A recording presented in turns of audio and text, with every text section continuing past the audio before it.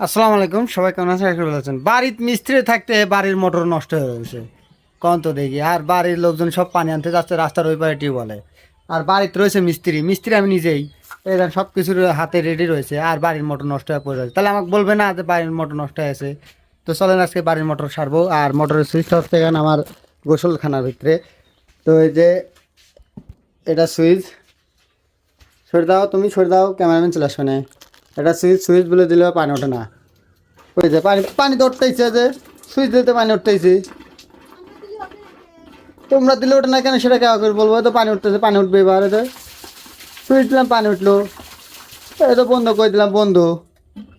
আবার দিলাম, ওই তো উঠতেছে পানি। হ্যাঁ, পানিটা ঠিকই তো আছে মোটর।